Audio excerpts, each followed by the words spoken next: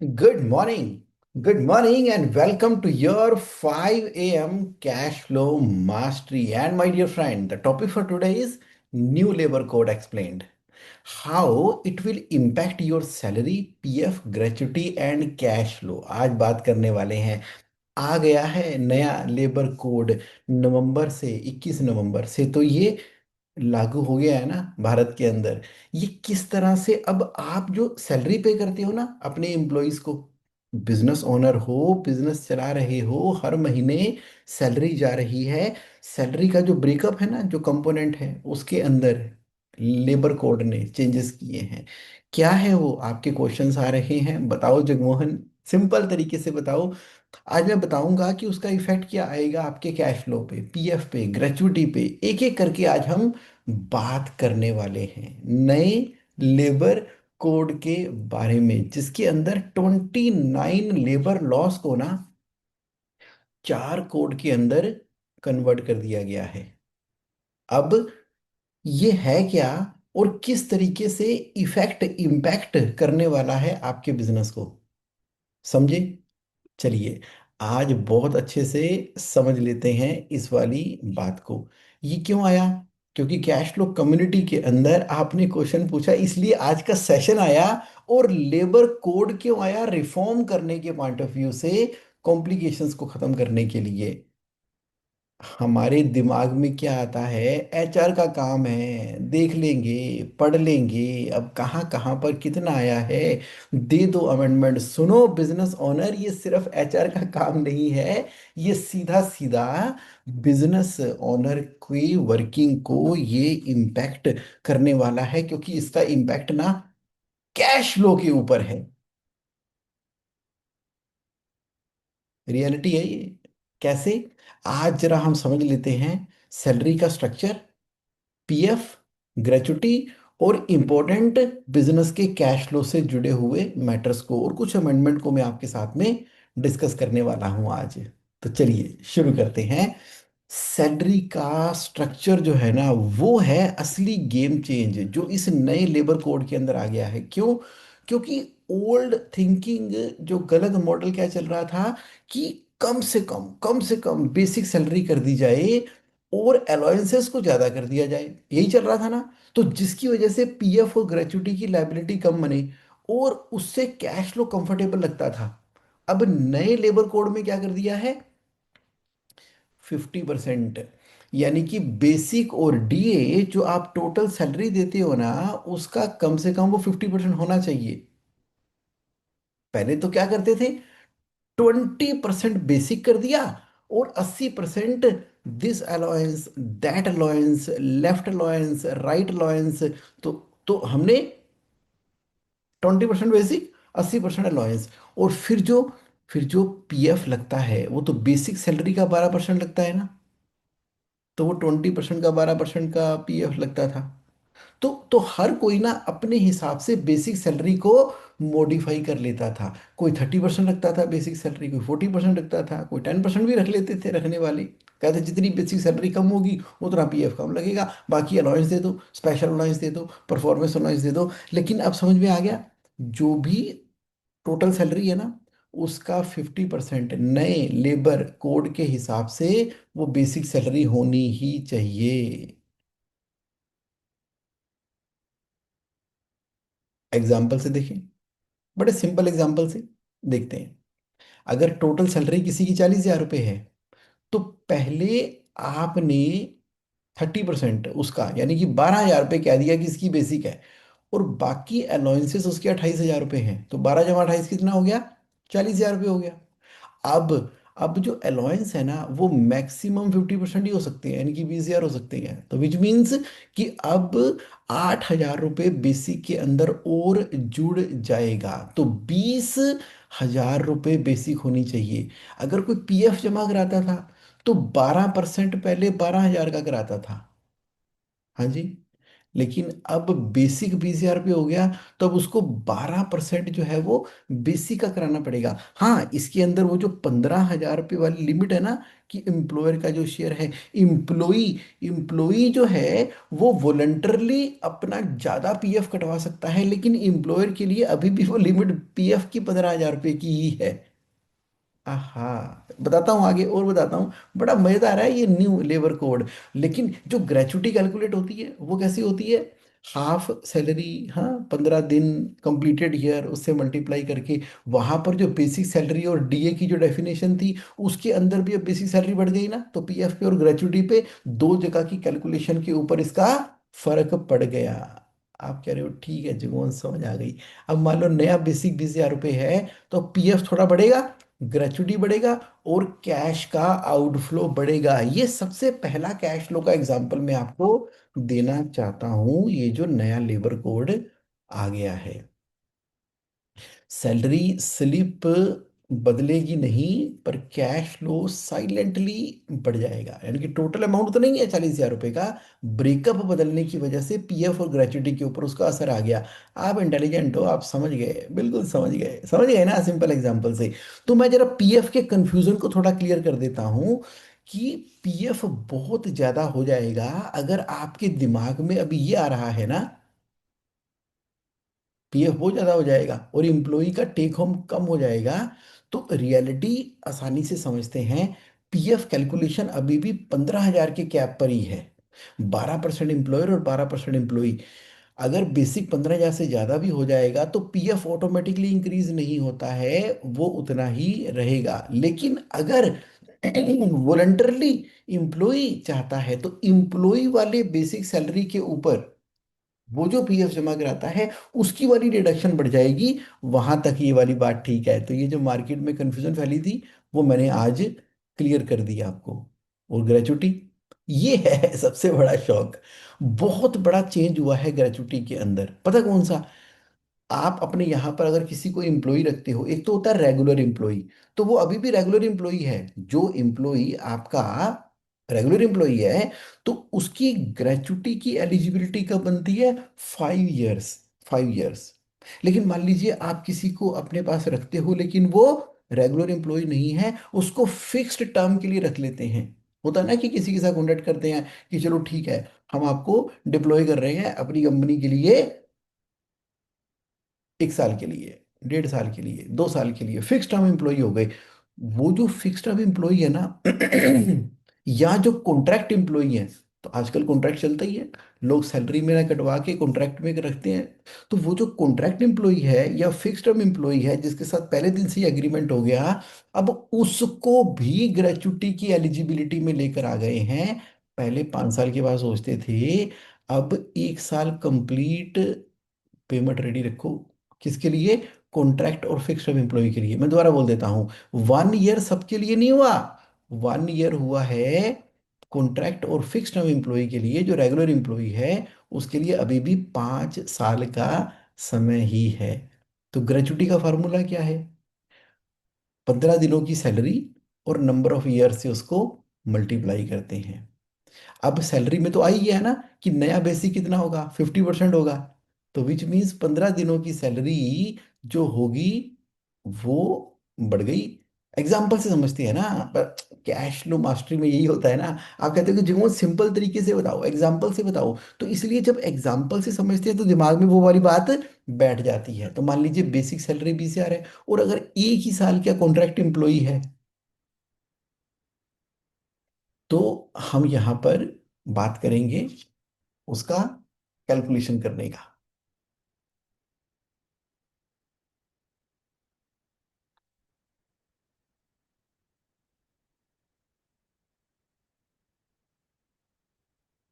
जब ये एग्जांपल ना मेरा पूरा नहीं आया,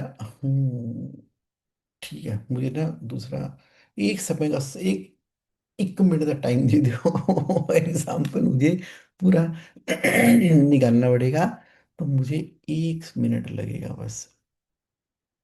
अभी निकालता हूँ लाइव वालों, अभी निकालता हूँ, अभी निकालता हूँ। चलो रुको, कंटिन्यूटी मेंटेन करता हूँ, आप समझदार हो, समझ आओगे। अरे सीधी सी बात है, सीधी सी बात है कि 15 दिनों की सैलरी गुणा में नंबर ऑफ ईयर्स। बिल्कुल ठीक हो गया।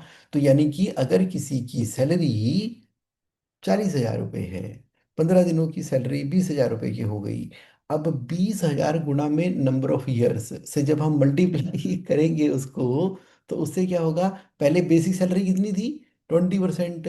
तो उसके ऊपर निकलता था बेसिक प्लस डीए के ऊपर। अब जो निकलना है वो बेसिक सैलरी ही आपकी बढ़ गई, तो ग्रेचुटी का प्रोविजन ऑब्वियसली आगे की तरफ ज़्यादा बढ़ जाएगा। तो मैं अब आपको क्या बताना चाहता हूँ कि ग्रेचुटी का प्रोविजन यहां से समझ लेते हैं दोबारा से। अगर तो वो कोई कॉन्ट्रैक्ट एम्प्लॉय है, क्योंकि आजकल ना ट्रेंड चला हुआ है किस बात का, कि किसी को भी हायर करते हैं वो कहते हैं हमारी कोई लॉन्ग टर्म कमिटमेंट नहीं है, आप आ जाओ और आप हमारे यहाँ पर 1 ईयर के लिए हो। और एक एक साल बाद, एक एक साल बाद, एक एक साल बाद उसका कॉन्ट्रैक्ट रिन्यू भी करते रहते हैं। ऐसा भी हो रहा है बहुत ज़्यादा। खासकर ये आईटी कंपनी, एआई कंपनी और बहुत सारी कंपनियां, गुड़गांव, नोएडा, तो हर जगह के ऊपर वो कॉन्ट्रैक्ट के रूप में दिखाते थे, ताकि सारे के सारे कानूनी बाईपास हो जाएं कॉन्ट्रैक्ट एम्प्लॉय के ऊपर। अब ये लेबर कोड उसको भी ले आया कि अगर वो 1 साल का है ना, तो वहां भी आप ग्रेचुटी का प्रोविजन कर दो। और ये जो कॉन्ट्रैक्ट एम्प्लॉय है ना, लेबर कोड के अंदर ये भी कर दिया है कि एक होती है कंपनी की कोर एक्टिविटी, एक होती है नॉन कोर एक्टिविटी। अगर किसी को आप कॉन्ट्रैक्ट पे हायर करते हो ना, तो फिर वो नॉन कोर एक्टिविटी पे काम करेगा, कोर एक्टिविटी पे काम नहीं करेगा। विच मीन्स आपको अपनी एम्प्लॉय हैंडबुक में ये भी डिफाइन करना है कि कंपनी की कौन सी कोर एक्टिविटीज हैं जिसके लिए उसके रेगुलर एम्प्लॉय काम करते हैं, और कौन सी कंपनी की नॉन कोर एक्टिविटी है जिसके लिए आप उसको कॉन्ट्रैक्ट के ऊपर हायर कर रहे हो। ये चीज़ क्लैरिटी के साथ में लेकर आए ना। क्योंकि ये वाला जो लेबर कोड आया ना, बड़ा ही एक्सप्लेनेटरी नेचर के रूप में आया है। जैसे सैलरी है, अब सैलरी कब पे होती है? सैलरी पे होती है, कोई पे कर रहा है 10 तारीख को, कोई पे कर रहा है 15 तारीख को, कोई जो है दो दो बारियों में पे करता है कि चलो एक काम करो, ड्राइवर लेबर को तो पे कर दो 7 तारीख तक, और अपने जो रेगुलर स्टाफ एम्प्लॉई है उनको 15 तारीख 20 तारीख तक कर दो। ऐसे हर किसी ने ना अपने अपनी सहूलत के हिसाब से डेटें बांटी हुई थी। आधी कर दो, सवा कर दो, कुछ कर दो। अब ये कानून बड़ा क्लियरली कह रहा है 7 तारीख तक पेमेंट करनी है। 7 तारीख तक पेमेंट करनी है। लो, कर लो बात। उसके अलावा ये एक्सप्लेनेशन और लेकर आया है कि अगर आप किसी का फुल एंड फाइनल करते हो, तो फुल एंड फाइनल की फिर पेमेंट करते करते कर रहे हैं, देख रहे हैं तुम्हारा लैपटॉप जमा नहीं हुआ, तुम्हारा डाटा जमा नहीं हुआ, तुम्हारा ये नहीं हुआ, तुम्हारा वो नहीं हुआ, तो फुल एंड फाइनल की पेमेंट भी बड़ी लंबी लड़ जाती थी। अब लेबर कोड कहता है कि 2 दिन, फुल एंड फाइनल हो गया, विद इन 2 डे उसका पेमेंट करो, हिसाब करो, काम खत्म करो, चलो आगे बढ़ो। अब देखो नया लेबर कोड कहता है कि अगर आपके यहाँ पर नंबर ऑफ एम्प्लॉय 50 या उससे ज़्यादा है, तो फीमेल एम्प्लॉय के लिए क्रच की फैसिलिटी भी ऑर्गेनाइज करनी पड़ेगी। क्रच होता है ना बच्चों के लिए, तो वो भी फैसिलिटी आपको ऑर्गेनाइज करके चलनी पड़ेगी, ताकि वो फीमेल एम्प्लॉय अगर आपकी कंपनी में काम करने के लिए आती हैं, तो उसका बच्चा वो क्रच में जा सके, और उसको 4 बार अपने बच्चे को देखने की फैसिलिटी की अवेलेबिलिटी कराने का न्यू लेबर कोड के अंदर प्रोविजन डाल दिया गया है। और क्या डाल दिया गया है? ये डाल दिया गया है कि अगर आप अपने एम्प्लॉय से रेगुलर काम कराते हो, तो 8 घंटे एक दिन के हो गए, तो 48 घंटे हफ्ते के हो गए 6 दिनों के, तो 6 डे वर्किंग हो गया, 48 आवर्स हो गए। तो अगर 48 आवर्स से ज़्यादा कोई काम करता है, तो और आप उसको ओवर टाइम में कंसिडर करते हो, तो वो ओवर टाइम ना डबल रेट के ऊपर पे करना होगा। कौन कह रहा है? न्यू लेबर कोड कह रहा है। तो विच मीन्स वो कह रहा है कि कोई दिक्कत नहीं है। हाँ, एक दिन अगर लगातार स्ट्रेच करते हो तो 12 घंटे की ड्यूटी भी हो सकती है, ये लेबर कोड मना नहीं कर रहा। लेकिन अगर एक लंबी स्ट्रेच की ड्यूटी 12 घंटे की है, तो हफ्ते की कैप लगा दी उसने 48 घंटे की। अब उसके ऊपर जो पेमेंट करनी है वो डबल रेट के ऊपर करनी है। तो इसका मतलब है कि जरा आराम से तसल्ली से अपने ESI PF कंसल्टेंट के साथ में बैठ जाओ, और बैठ कर न्यू लेबर कोड के हिसाब से ना जरा कैलकुलेशनें चेक करवा लो। और आपकी जो ओवरऑल सैलरी स्लिप बन रही है ना, सैलरी स्लिप ओवरऑल, तो उसका जो ब्रेकअप करके रखा हुआ है उसकी बात कर लो। पीएफ की कैलकुलेशन कर लो, ग्रेचुटी का जो प्रोविजन है उसकी बात कर लो, और इन छोटी छोटी छोटी छोटी छोटी छोटी छोटी चीज़ों के ऊपर जरा अच्छे से ध्यान दे लो, जो मैं आपको आज के सेशन में सारी की सारी बता रहा हूँ। तो मैं क्रक्स आपके सामने लेकर आया, और अब थोड़ा सा एग्जाम्पल के साथ में और पॉइंटर के साथ में चलते हैं। जैसे कि कैश फ्लो इम्पैक्ट एमएसएमई के ऊपर कैसे आएगा, जहां पर कैश हिट करेगा, मंथली पीएफ का आउटफ्लो बढ़ेगा फिक्स डेट के ऊपर, ग्रेचुटी लमसम जो अनएक्सपेक्टेड एग्जिट करते हैं उनका अमाउंट का बढ़ेगा, अमाउंट कैश आउटफ्लो का, और स्टैट्यूटरी बेस बढ़ गया कैलकुलेशन करने के लिए, बेसिक सैलरी मैंने बताया ना 50%।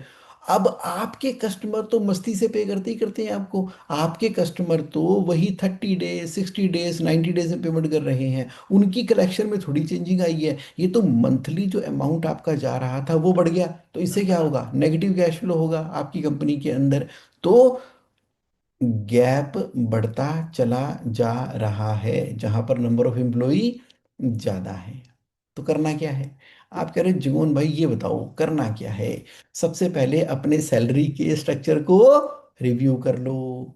देखो बेसिक सैलरी 50% से ऊपर है ना, और अपने पीएफ और ग्रेचुटी के एक्सपोजर को कैलकुलेट कर लो, मंथली ग्रेचुटी का प्रोविजन कर लिया करो, और लेबर कोस्ट को भी जरा ध्यान से आपने जो बजट बना रखे हैं ना, बजट अपने बिजनेस की, उसके अंदर बजट को रिवाइज कर लो। ये बढ़ गया अमाउंट आपका।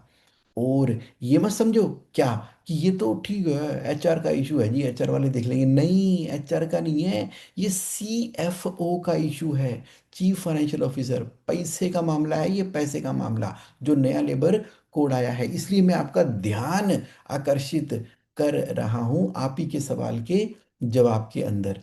तो जो फिक्स टर्म एम्प्लॉयमेंट है ना, उसके लिए क्या हो गया है, अगर फिक्स टेन्योर के लिए आप लीगली हायर कर सकते हो, ये भी तो बात हो गई ना पॉजिटिव। ठीक है किसी को हायर करना है तो किया, फिर 9 महीनों के लिए।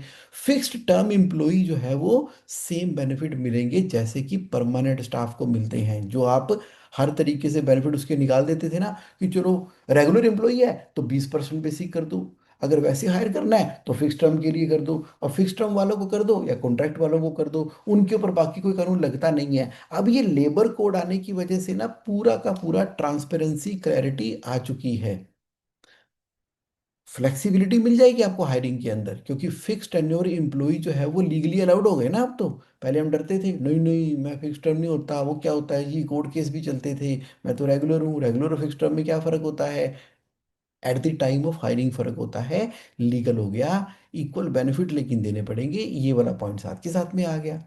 वर्किंग आवर्स के बारे में, हफ्ते में 48 घंटे, 8 से 48 अगर बोलते हो तो डेली आवर्स की कैपिंग 12 घंटे की, कंसेंट चाहिए, कंसेंट चाहिए, ऐसे नहीं, कंसेंट चाहिए, और ओवर टाइम डबल देना पड़ेगा। इम्पैक्ट क्या आ गया आपके ऊपर, ऑपरेशनल फ्लेक्सिबिलिटी आ गई। तो ठीक है ना, इंस्टेड ऑफ 8 8 घंटे की शिफ्ट करने की, आप शिफ्ट 12 घंटे की और बाकी शिफ्ट जो है आपकी कम घंटों की भी हो सकती है, ऑपरेशनल फ्लेक्सिबिलिटी मिल गई आपको।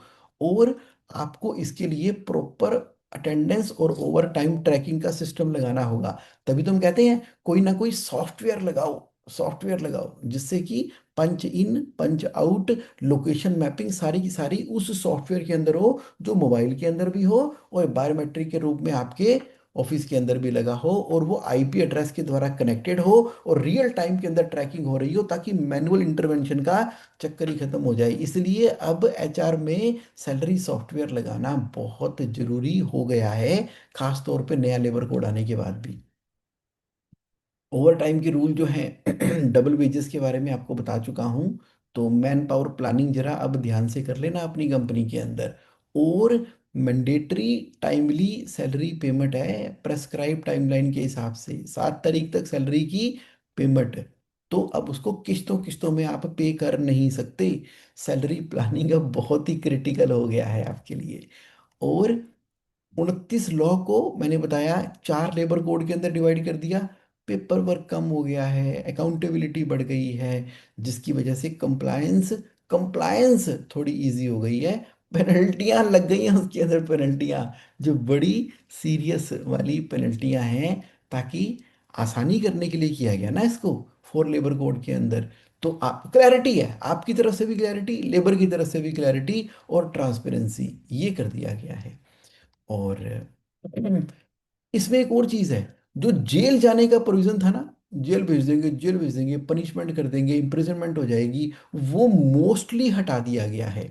कहीं भी अगर पेनल्टी लगी है ना, तो पहले होता था हर बात के लिए 6 महीने की जेल, 8 महीने की जेल, 12 महीने की जेल, 3 3 साल की jail, jail jail jail jail करके डरा रखा था, वो हटा दिए हैं। अब उसकी जगह पे पैसे ही पैसे, पैसे ही पैसे, कैश लो ही कैश लो कर दिया है। यानी कि अब नॉन कंप्लायंस जो है, वो सीधा सीधा आपके कैश फ्लो को इम्पैक्ट करेगा और रेपुटेशन को इम्पैक्ट करेगा। ना कि कोई धमकियां देगा, पुलिस को लेकर आ जाएगा कि चलो 6 महीने के लिए अंदर। ये सारी की सारी बातें मैंने आपको बताई हैं। और ये आज का जो सेशन है ना, इसको मैंने JSAonline.in के ऊपर भी अपलोड कर देता हूँ मैं। देखो ये है ना, 5 AM कैश फ्लो मास्टरी।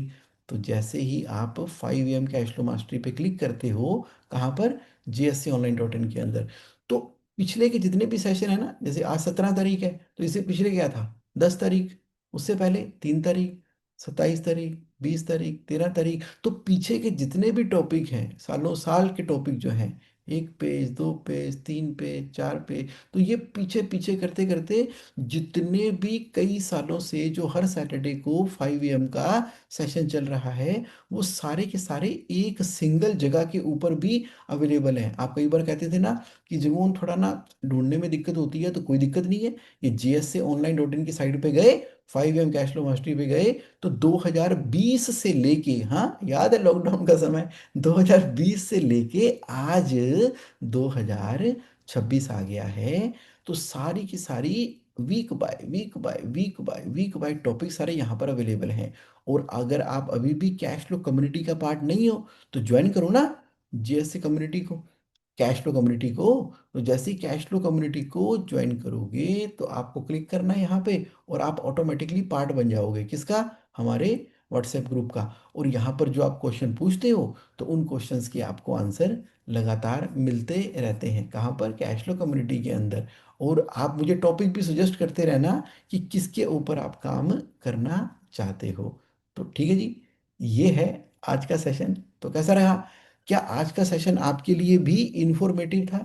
अगर यस, तो please type yes in the chat box, जो मेरे साथ लाइव है। और जो बाद में रिकॉर्डिंग देखेंगे, वो तो पूरी तरह से इंजॉय करने ही वाले हैं।